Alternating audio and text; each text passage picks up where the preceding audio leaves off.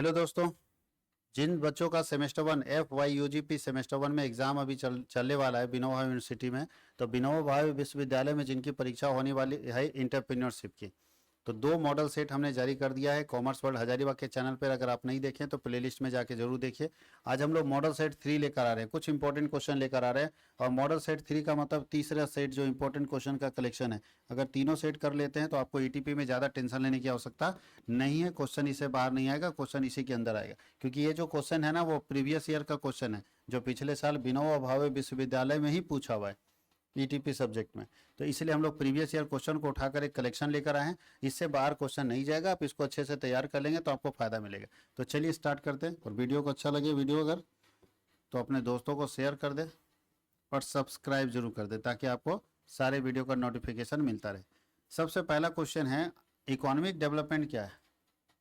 आर्थिक विकास क्या है? भाई आर्थिक विकास से तात्पर्य है नीति निर्माताओं, समुदाय के निरंतर और ठोस कार्यों से, मतलब हर व्यक्ति के विकास है। इकोनॉमिक ग्रोथ का मतलब एक व्यक्ति का ग्रोथ नहीं, ओवरऑल ग्रोथ। जितने भी कंपोनेंट सोसाइटी में सबका अगर ग्रोथ हो रहा है तो उसको हम लोग बोलते हैं इकोनॉमिक ग्रोथ।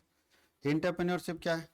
इंटरप्रेन्योरशिप एक आर्ट है, एक कला है, जिसके जरिए क्या किया जाता है, नया आइडिया, ठीक है, नया इनोवेशन, ये सब जनरेट किया जाता है ताकि हम नए निर्माण की तरफ आगे बढ़े। इंटरप्रेन्योरशिप एक क्वालिटी है, उस क्वालिटी में क्या होता है कि न्यू आइडिया जनरेट किया जाता है, ठीक है, नया कुछ ना कुछ इनोवेशन किया जाता है ताकि हम अपने प्रोडक्ट का प्रोडक्शन ज़्यादा से ज़्यादा कर सके। तो इसके लिए हम लोग इंटरप्रेन्योरशिप करते हैं, और जो व्यक्ति इस काम को करता है उसको इंटरप्रेन्योर्स बोलते हैं। आगे लिखा है मार्केटिंग मिक्स क्या है? What is marketing mix? Marketing mix बार बार पूछा जा रहा है, 4P कॉन्सेप्ट याद रखिएगा। मार्केटिंग मिक्स में क्या है? 4P। पहला प्रोडक्ट, प्राइस, प्लेस और प्रमोशन। आगे है डेब्ट कैपिटल क्या है? डेब्ट कैपिटल का मतलब ऐसा कैपिटल जो डिवेंचर के जरिए, डेब्ट के जरिए लाया गया, कर्ज के रूप में लाया गया। इसमें 3-4 आता है, डिवेंचर आता है, बैंक लोन आता है और बॉन्ड आता है। ये सब डेब्ट कैपिटल का एग्जाम्पल है, डिवेंचर, बॉन्ड और बैंक लोन। और शेयर कैपिटल मतलब इक्विटी कैपिटल। इक्विटी कैपिटल किसके थ्रू आता है? तो यहाँ बोलेगा when capital is collected through डेप्ट। जब पूंजी डेप्ट के जरिए कलेक्ट किया जाता है तो उस पूंजी को क्या बोलते हैं? डेप्ट कैपिटल। अब कर्ज चाहे बैंक से ले लें, चाहे डिवेंचर बेच के लाएं, चाहे बॉन्ड बेच के, कर्जे ना है वो। तो बोलता है जब पूंजी जो है वो कहाँ से लाता है? ऋण लेके लाया जाता है, तो उस पूंजी को ऋण पूंजी कहते हैं। और यहाँ लिखना है when capital is collected through sale of share. जब आप शेयर बेच के पूंजी लाते हैं तो उस पूंजी को अंश पूंजी कहते हैं, याद रखिएगा। शेयर बेच के अगर पूंजी लाते हैं तो उस पूंजी को क्या कहते हैं? अंश पूंजी कहते हैं। अब लॉन्ग क्वेश्चन में बोला है कि explain the different types of entrepreneurs. Entrepreneurs के कितने टाइप्स है? बहुत सारे टाइप्स हैं इंटरप्रेन्योर्स के। जैसा भी एजुकेशन में जो इंटरप्रेन्योर्स होता है उसको एडुप्रेन्योर्स बोलते हैं, ठीक है। टेक्नोलॉजी में जो इंटरप्रेन्योर्स होता है उसको टेक्नोप्रेन्योर्स बोलते हैं। तो सब तरफ इंटरप्रेन्योर्स कहाँ नया सोच नहीं है बताइए तो। खेती करने से लेके हेलीकॉप्टर बनाने तक सबके मन में एक नया आइडिया है कि नहीं? और सब नया आइडिया इंटरप्रेन्योरशिप के अंदर। देखिए कौन कौन सा, पढ़ते जाइए। बुरा अगर टेक्नोलॉजी के मामले में बात करें तो टेक्नोलॉजी के मामले में देखो, टेक इंटरप्रेन्योर्स हुआ और नॉन टेक इंटरप्रेन्योर्स। इसको टेक्नोलॉजी का ज्ञान होता है, अभी बिना टेक्नोलॉजी का भी दिमाग लगाते रहता है। ज्ञान टेक्नोलॉजी का नहीं, लेकिन दिमाग ठीक ठीक लगा रहा है। दूसरा है तकनीकी। टेक्निकल लेवल में देखें तो ग्रेजुएट होता है, डिप्लोमा होल्डर होता है और क्राफ्टमैन होता है। इस तरह का इंटरप्रेन्योर्स होता है। अगर हम रीजन वाइज देखें, क्षेत्र के आधार पर, गाँव और शहर होता है। गाँव में उद्यमी है, शहरी उद्यमी। अगर हम डायवर्सिटी के आधार पर देखें तो विकलांग उद्यमी है, अनुसूचित जाति है, भूतपूर्व सैनिक उद्यमी है। उद्योग के आधार पर देखें तो व्यक्तिगत है, साझेदारी है, सहकारी समिति है ना, ज्वाइंट हिंदू फैमिली बिजनेस है, प्राइवेट लिमिटेड कंपनी है। इतने सारे इंटरप्रेन्योर्स है, कहीं कोई दिक्कत है? अब इसको समझाने की जरूरत है क्या? हर जगह इंटरप्रेन्योर्स। हम लोग को इंटरप्रेन्योर्स नहीं बोला जाता, हम लोग को बोला जाता है एडुप्रेन्योर्स। एजुकेशन सेक्टर में अगर कोई इंटरप्रेन्योर्स आता है तो इसको क्या बोलते हैं? एडुप्रेन्योर्स। अब लिखा उद्यमिता की परिभाषा दीजिए और इसका महत्व की व्याख्या कीजिए। उद्यमिता क्या है? एक क्वालिटी। इंटरप्रेन्योरशिप एक क्या है? क्वालिटी है, जो एक व्यक्ति काम करता है। एक व्यक्ति क्या करता है इसमें? तो व्यक्ति एक ऐसा काम करता है जिसके जरिए वो प्रॉफिट कमाता है और अपने लोगों के बीच में बांटता है। बोलता है उद्यमिता एक व्यक्ति या व्यक्तियों के समूह की एक उद्देश्यपूर्ण क्रिया है, उद्देश्य उसका फिक्स है, जिसमें निर्णयों की एक एकीकृत श्रृंखला सम्मिलित होती है, या आर्थिक वस्तुओं और सेवाओं के उत्पादन तथा वितरण के लिए एक लाभप्रद व्यावसायिक इकाई का निर्माण करता है, संचालन और विकास करता है। पीटर, ये और डेफिनेशन यहाँ पे दिया हुआ है, डेफिनेशन आप पढ़ते रहिएगा। महत्व क्या है जी? इंटरप्रेन्योर्स का महत्व क्या है? बोलता है कि एंटरप्रेन्योर सेल्फ एम्प्लॉयमेंट प्रोवाइडर होता है, वो अपना नौकरी खुद अपने आप को कलेक्ट देता है, कहीं नौकरी नहीं करता, वो खुद से अपना जॉब क्रिएट करता है। एक एंटरप्रेन्योर क्या होता है, डिसेंट्रलाइज करता है इकोनॉमिक पावर को, जितना इकोनॉमिक पावर है उसको नीचे बांटता है। जैसे अभी तक इकोनॉमिक पावर क्या था बताइए, 2-4 लोगों के पास रहता है, लेकिन जो एंटरप्रेन्योर्स है वो इकोनॉमिक पावर जूनियर को बांटता है।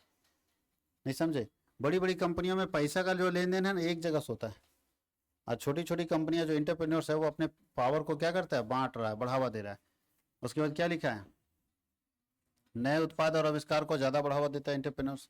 साथ ही साथ मानवीय संसाधन जो मैन पावर उसका पूरा इस्तेमाल करता है, स्वदेशी उद्योग को बढ़ावा देता है और तेजी से विकास करने पर बल देता है। यह है इंटरप्रेन्योर्स का महत्व। अगर इंटरप्रेन्योर्स होगा तो इतने सारे फायदे मिलेंगे।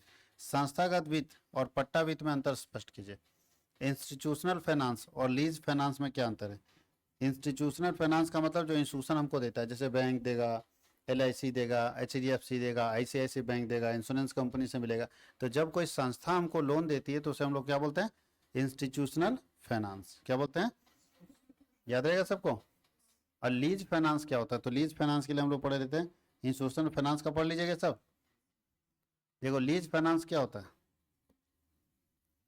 बोलता है कि परिभाषा, लीज फाइनेंस में एक निर्दिष्ट अवधि में नियमित लीज भुगतान के बदले में उपकरण, मशीन, वाहन या संपत्ति जैसी संपत्तियों का उपयोग करने का अधिकार प्राप्त होता है। यानी हम आपको सिर्फ पावर दिए हैं कि ठीक है आप इसको इस्तेमाल करिए, उसके बदले में हमको अब दे दीजिएगा। तो लीज फाइनेंस मतलब है, बहुत सारे ऐसे लोग होते हैं ना जो सारा चीज लीज पे दे देता है। जैसे अभी हमको सीमेंट बनाना है तो क्या करेंगे बताइए, सीमेंट हमको बनाना है, अब पैसा मेरे पास बहुत कम है, मान लो 20 लाख रुपया, 20 लाख में सीमेंट बनाने फैक्ट्री लग जाएगा, क्या करें, उसका मशीन तो 10 करोड़ रुपए का आता है, अब 20 लाख रुपए क्या करना चाहिए। तो हम जाएंगे किसी सीमेंट बनाने वाली कंपनी के पास, उसका नाम है ACC, बात करेंगे उससे कि तुम अपना ACC का बना रहे हो, कोई हमको दिक्कत नहीं है, मेरा भी एक ब्रांड है, उसका भी सीमेंट आप अपने फैक्ट्री में बना दो, जो आपको पैसा चाहिए वो दे देंगे। क्या लगता है तैयार होगा कि नहीं होगा। पहले नहीं होता था, अब होगा, क्यों बताओ। तो दुश्मन का सामान हम अपने घर में बनाएंगे, क्यों तैयार हो जाएगा। क्योंकि खुद सोचो, ACC का प्रोडक्शन मान लो हो रहा है, कोई स्टाफ को 10,000 दे रहा है, तो काम करे ना करे 10,000 तो लगेगा ना। अगर उसको हम रगड़ के इस्तेमाल कराएंगे, दूसरा भी प्रोडक्ट बनवाएंगे तो कोई तकलीफ है क्या। तो दूसरा प्रोडक्ट बनवाएंगे तो मेरा लेबर कॉस्ट कम पड़ेगा कि नहीं पड़ेगा, और जब लेबर कॉस्ट कम पड़ेगा तो मेरा प्रॉफिट बढ़ेगा कि नहीं बढ़ेगा। तो हर बिजनेस ये जानना देखता है। इसलिए हमारे पास देखो, कॉमर्स वर्ल्ड हजारीबाग में अगर कोई पढ़ता है स्टूडेंट, तो उसको तो हम नोट्स दे रहे हैं।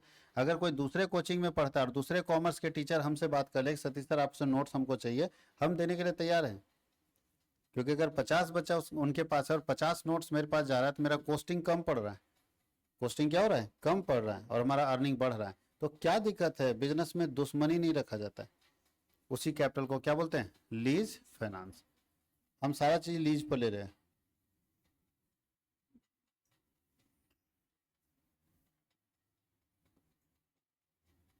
अब फिर ये देखो, इसमें हमको नहीं लगता किसी को दिक्कत है। पार्टनरशिप और कोऑपरेटिव सोसाइटी में डिफरेंस बताइए। पार्टनरशिप बिजनेस जान रहे हो ना, और कोऑपरेटिव क्या होता है। कोऑपरेटिव सोसाइटी, सहकारिता सहकारी समिति एक ऐसी समिति होती है जहां अपने सदस्यों की भलाई के लिए क्या किया जाता है, बिजनेस चलाया जाता है।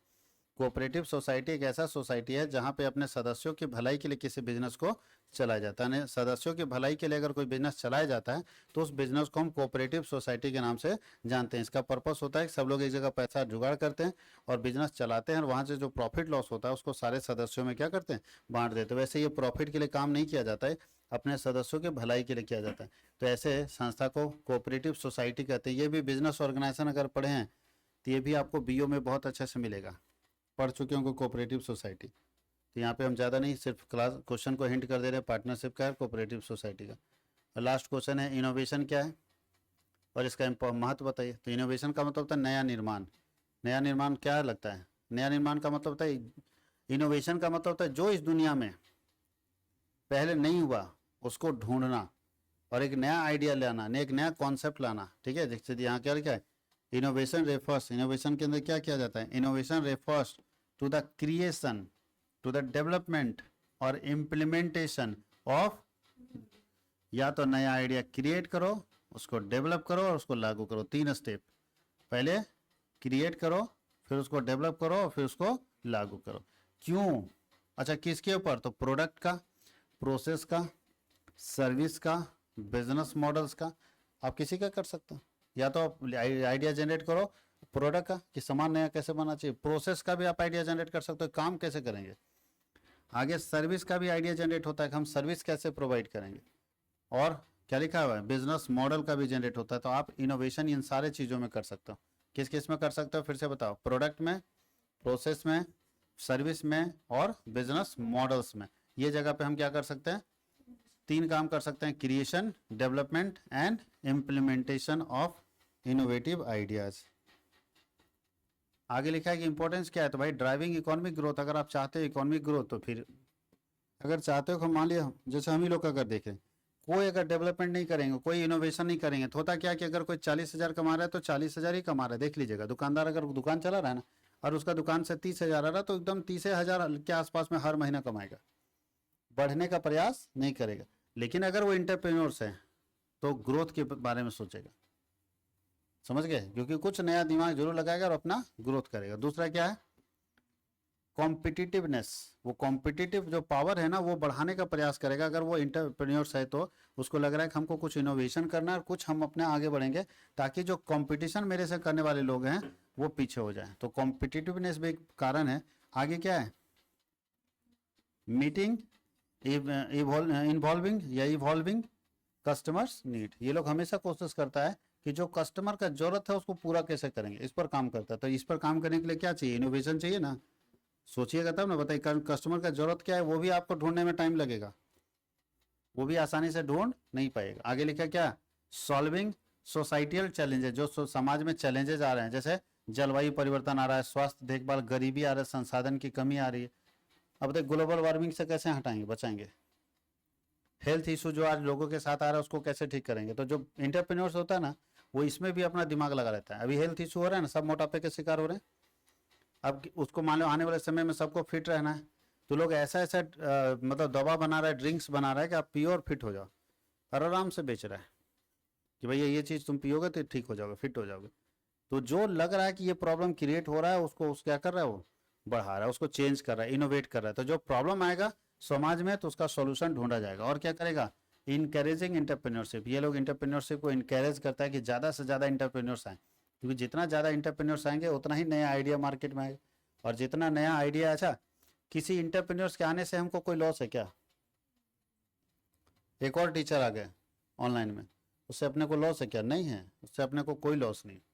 जितने इंटरप्रेन्योर्स आएंगे उतना ही ऑप्शन आपका बढ़ेगा, जितना इंटरप्रेन्योर्स आएगा उतना ही ऑप्शन आपका क्या होगा, बढ़ेगा। क्योंकि आपको भी तो इनोवेटिव कुछ वर्क करना है, इनोवेशन आपको भी तो करना है, तो इस चीज़ का ध्यान रखना है। आगे लिखा है improving efficiency and effectiveness. Efficiency और इफेक्टिवनेस दोनों बढ़ेगा अगर आप लगातार इनोवेशन का काम करते हैं तो। और बोलता है कोलैबोरेशन और पार्टनरशिप बहुत तेजी से होगा। अगर आप इंटरप्रेन्योरशिप हैं, कुछ नया सोचते हैं, तो बहुत सारे लोगों के साथ आप कोलैबोरेशन करेंगे, बहुत सारे लोगों के साथ आप पार्टनरशिप करेंगे। साथ ही साथ बोलता है कि डिसरप्शन जो है उसको एडॉप्ट तेजी से करोगे। जो व्यवस्थाएं अनुकूल हैं, जो व्यवधान है, जो समस्या आ रही है उसको कैसे आप ठीक करोगे, उसको बहुत तेजी से आप एक्सेप्ट करोगे, तेजी से एक्सेप्ट करके उसको क्या करोगे, अप्लाई करोगे ताकि ठीक हो जाए। तो ये हम लोगों का मॉडल सेट 3B ETP का कंप्लीट हो गया। उम्मीद करते हैं कि अगर इतने सारे क्वेश्चन को बहुत अच्छे से आप तैयार कर लेते हैं तो आपका एग्जाम बहुत अच्छा जाएगा और क्वेश्चन इससे बाहर नहीं आना चाहिए। क्योंकि जो हमने इंपॉर्टेंट क्वेश्चन हम देख पाए आपके सिलेबस के अकॉर्डिंग, वो हमने छांट के आपको दिया है। तो सारे क्वेश्चन बहुत ही important, examination point of view से इसको थोड़ा पढ़ेंगे और अच्छे से लिखने का प्रयास करेंगे।